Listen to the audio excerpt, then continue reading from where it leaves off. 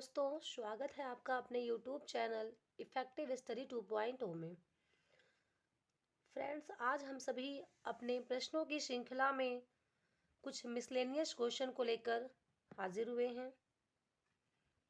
ऐसा है फ्रेंड्स कि इन दिनों वीडियो अपलोड नहीं हो पा रही थी।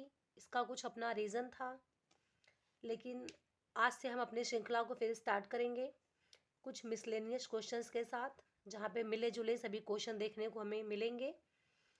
चलते हैं क्वेश्चन नंबर फर्स्ट की तरफ। देखिए फ्रेंड्स, क्वेश्चन नंबर फर्स्ट हमारा है, हमारे शरीर में कुल कितना जल तरल पदार्थ के रूप में कोशिकाओं में रहता है? Option A 25%, option B 50%, option C 70% या ऑप्शन डी 80%।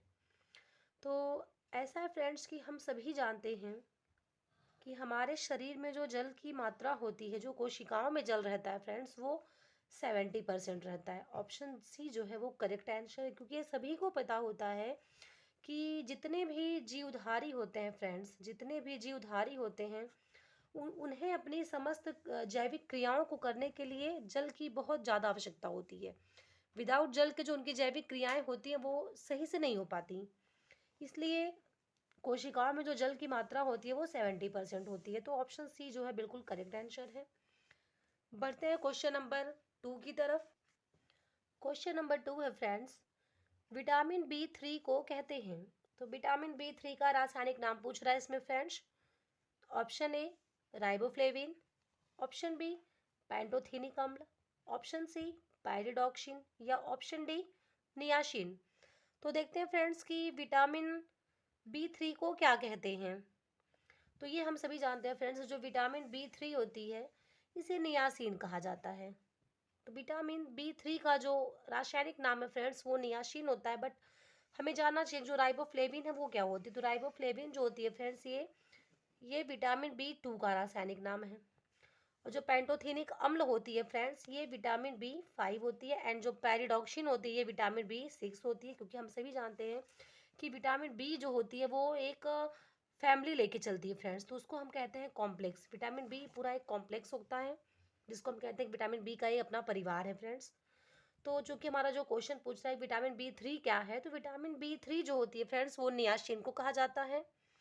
और हम सभी ये जानते हैं कि जो नियासिन होती है, अगर इसकी कमी हो, मतलब अगर हमारे बॉडी में विटामिन B3 की कमी होती है तो हमें पेलाग्रा रोग देखने को मिलता है फ्रेंड्स। तो इसलिए विटामिन B3 को पेलाग्रा निरोधक औषधि भी कहा जाता है, या पेलाग्रा निरोधक विटामिन भी कहा जाता है। तो क्वेश्चन नंबर 2 का ऑप्शन सी, ऑप्शन डी जो है वो करेक्ट आंसर है। बढ़ते हैं क्वेश्चन नंबर 3 की तरफ। क्वेश्चन नंबर 3 है फ्रेंड्स, सोयाबीन में निम्न प्रोटीन पाया जाता है। तो सोयाबीन में कौन सी प्रोटीन पाई जाती है बताइए। ऑप्शन ए ग्लूटीन प्रोटीन, या ऑप्शन बी ल्यूसिन, या ऑप्शन सी लैक्टोएल्ब्यूमिन, या ऑप्शन डी ग्लाइसिनिन। तो ये हम सभी जानते हैं फ्रेंड्स कि देखिए सोयाबीन में जो होती है वो ग्लाइसिनिन प्रोटीन पाई जाती है। ऑप्शन डी करेक्ट आंसर है, क्योंकि जो ग्लूटीन, इसी ग्लूटीन को ही फ्रेंड्स हम ग्लूटेन भी देखने के लिए मिलता है। इसी ग्लूटीन को ग्लूटेन भी कहा जाता है। और ये कहाँ की प्रोटीन होती है, तो हम सभी जानते हैं फ्रेंड्स कि ये गेहूं की प्रोटीन होती है। और ये जो आपकी लैक्ट एल्बुमिन होती है फ्रेंड्स, ये जो होती है ये दूध की प्रोटीन होती है। ठीक है, जो लैक्ट एल्बुमिन होती है इसको दूध की प्रोटीन कहा जाता है। और जो ल्यूसिन होती है ना फ्रेंड्स, ये एमिनो एसिड होती है, जिसको हम कह सकते हैं कि आवश्यक अमीनो अम्ल होता है फ्रेंड्स। इसे हम आवश्यक अमीनो अम्ल भी कहते हैं, जो कि हम सभी को पता है कि जो आवश्यक अमीनो अम्ल होती है ये प्रोटीन की सूक्ष्मतम इकाई बोली जाती है। प्रोटीन जो होता है हमारे बॉडी में जब उसका संश्लेषण होता है फ्रेंड्स, तो वो अमीनो अम्ल के ही फॉर्मेट में होता है। हम सभी जानते हैं जो ल्यूसीन है वो एक आवश्यक अमीनो एसिड है। जो जितने जैव होते हैं फ्रेंड्स, जितने भी जीवधारी होते हैं उनके बॉडी में प्रोटीन को इंजेक्ट करने का काम ल्यूसिन के द्वारा किया जाता है। तो ल्यूसिन एक आवश्यक एमिनो एसिड होती है। तो क्वेश्चन नंबर 3 सोयाबीन की प्रोटीन पूछी गई, तो सोयाबीन में ग्लाइसिनिन प्रोटीन होती है। तो ऑप्शन डी जो है वो करेक्ट आंसर है। बढ़ते हैं क्वेश्चन नंबर 4 की तरफ।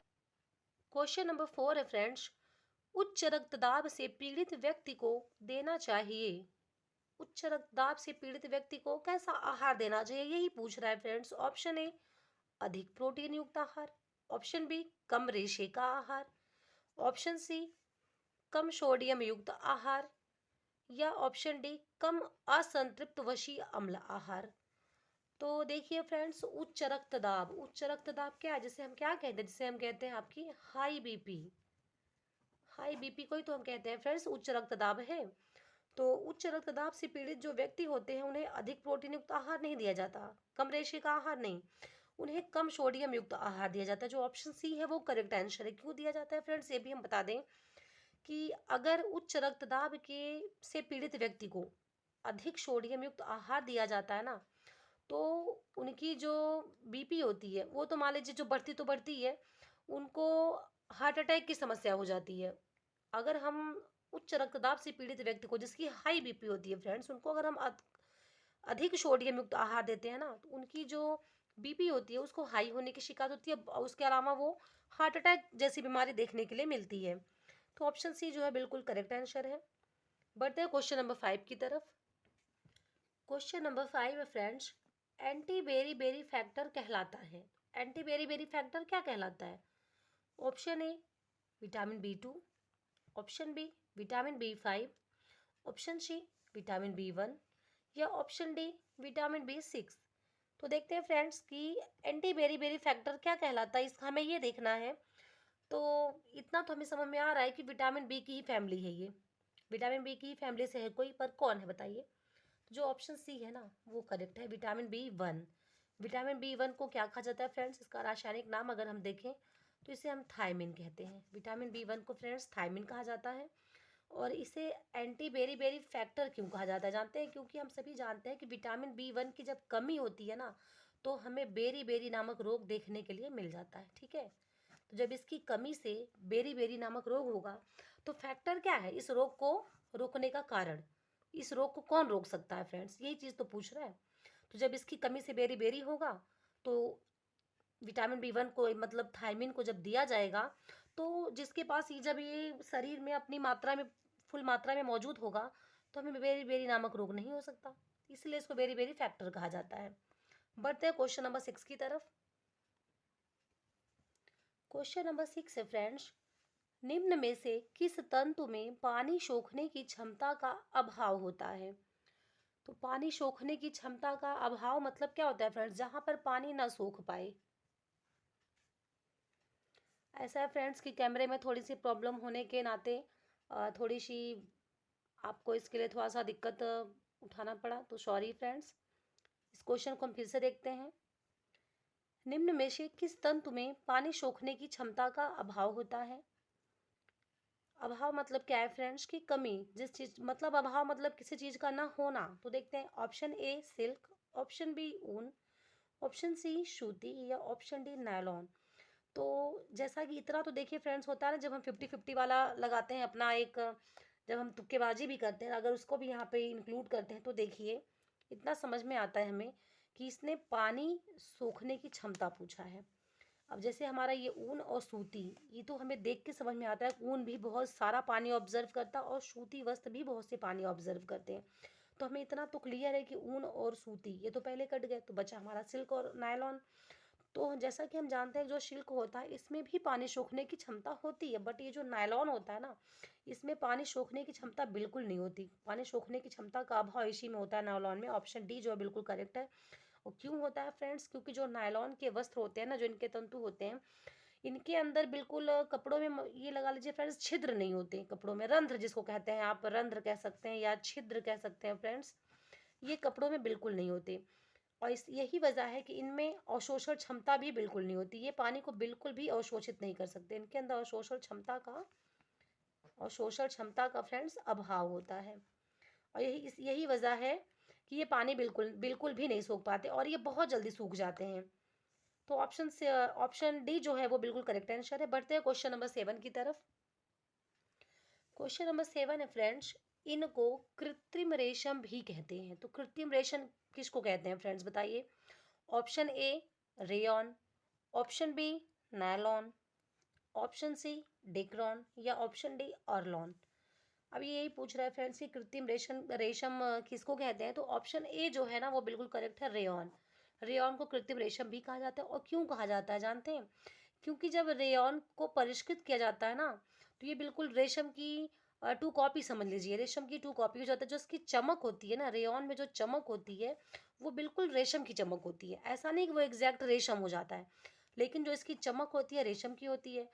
और इसके अलावा इसकी एक खासियत क्या होती है कि ये रेशम से सस्ता होता है, इसकी जो कीमत होती है वो रेशम से कम होती है, इसलिए इसको हर कोई परचेज कर सकता है। समझ रहे हैं? क्योंकि भाई अगर ओरिजिनल रेशम परचेस करना हो फ्रेंड्स, तो ये बहुत महंगा आता है, ओरिजिनल रेशम बहुत महंगा होता है, तो हर कोई इसे तो नहीं परचेस कर सकता।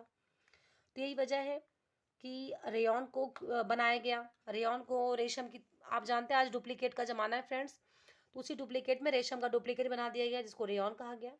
और रेयॉन सस्ता होने के नाते और रेशम की इसके अंदर पूरी क्वालिटी होती है, इसलिए इसको कृत्रिम रेशम कहा जाता है। तो क्वेश्चन नंबर 7 का जो ऑप्शन ए है वो बिल्कुल करेक्ट आंसर है। बढ़ते हैं क्वेश्चन नंबर 8 की तरफ।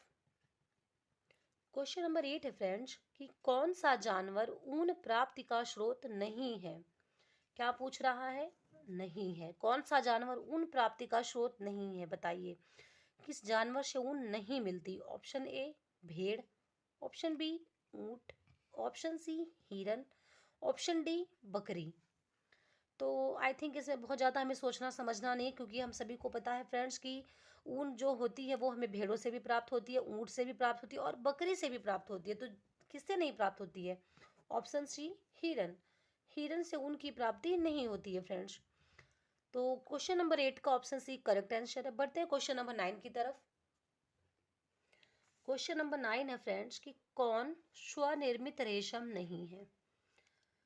क्वेश्चन नंबर 9 पूछ रहा है कि स्वनिर्मित रेशम नहीं है, तो देखना है हमें फ्रेंड्स कि कौन सा ऐसा जो स्वनिर्मित रेशम नहीं है। ऑप्शन ए मूंगा रेशम, ऑप्शन बी लपेटा हुआ रेशम, ऑप्शन सी कता हुआ रेशम या ऑप्शन डी अरंडी रेशम।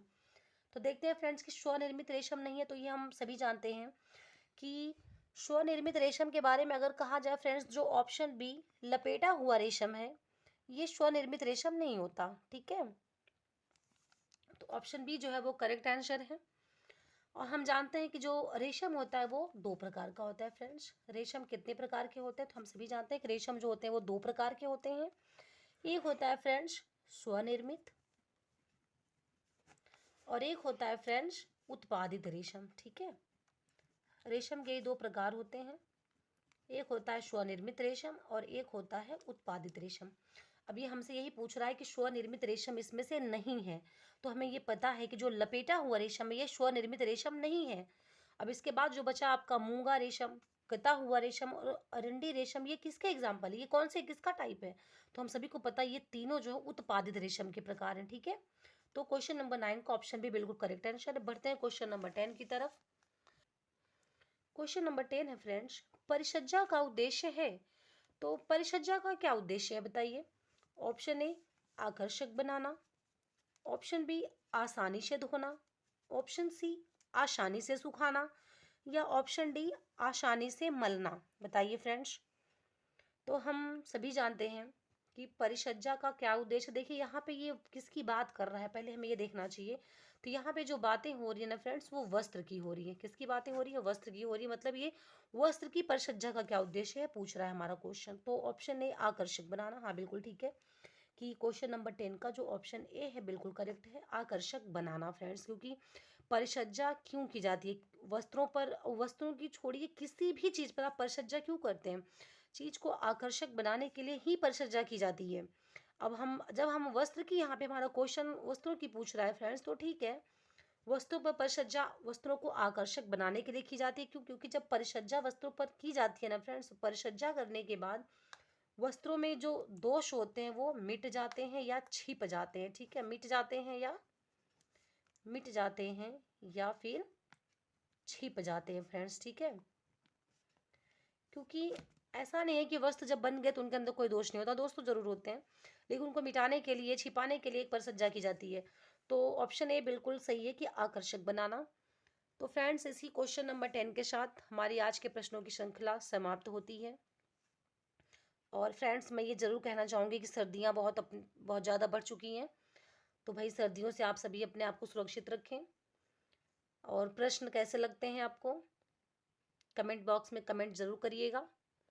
और अगर वीडियो आपको अच्छी लगे तो लाइक और सब्सक्राइब करना ना भूलिएगा।